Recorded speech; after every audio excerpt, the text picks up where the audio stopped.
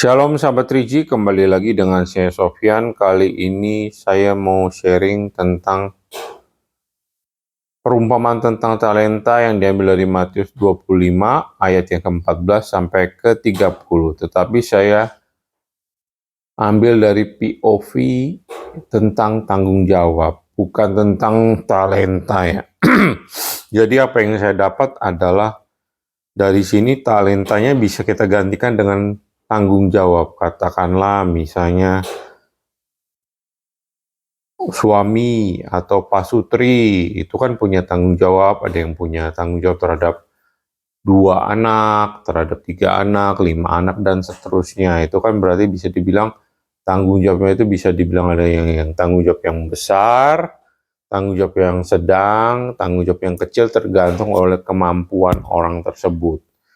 Kemudian pemimpin perusahaan yang punya perusahaan ataupun pedagang yang punya banyak toko, banyak cabang, dia bertanggung jawab untuk misalnya 2 tokonya, 10 tokonya, bahkan ratusan tokonya. Untuk pemerintahan perusahaan, pabrik, dia bertanggung jawab untuk ada yang punya 100 karyawan, 100 buruh pabrik, 200, bahkan ada yang punya ribuan. Jadi dari sini apa yang saya dapat bahwa perumpamaan talenta ini bisa diarahkan ke tanggung jawab seseorang gitu kan. Kalau orang memang diberi tanggung jawab yang besar, ya memang tanggung jawab pemimpin perusahaan, pemimpin pabrik, ya berarti memang Tuhan percaya gitu bahwa dia bisa mengatasi, bisa mengelola tanggung jawab yang besar tersebut. Kemudian terhubung itu saya jadi teringat ke 1 Korintus 10 ayat 13.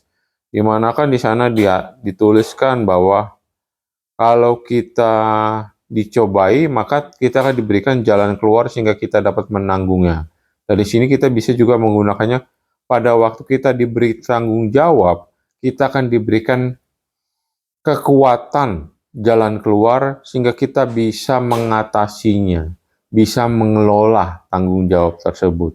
Jadi jelas ya dari Matius 25 ayat 14 sampai 30 dan 1 Korintus 10 ayat 1 Korintus pasal 10 ayat 13 bahwa tanggung jawab itu tanggung jawab besar pasti disertai dengan kekuatan besar, kemampuan besar untuk bisa mengelolanya. Demikian juga tanggung jawab kecil pasti disertai oleh kekuatan yang kecil untuk bisa mengelolanya. Semuanya itu Tuhan sudah ukur, sudah mampukan untuk kita bisa mengelolanya. Karena pada dasarnya itu manusia itu memang diciptakan kayak seperti di Taman Eden ya. Manusia itu diciptakan kemudian ditempatkan Tuhan di Taman Eden supaya Adam itu mengusahakan dan memelihara. Ada tertulis di Kejadian 2. Anda bisa baca di sana. Jadi dari sini apa yang mau saya sharingkan apa yang bisa saya simpulkan adalah setiap orang yang diberikan tanggung jawab masing-masing, ada yang besar, ada yang sedang, ada yang kecil, itu tergantung oleh kemampuannya dan Tuhan sudah mengukurnya bahwa kita itu bisa pasti masing-masing bisa mengatasi setiap pergumulan.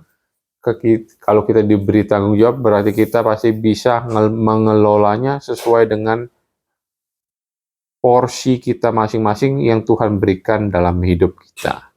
Demikian sharing kali ini, semoga bermanfaat. Silakan share. Terima kasih.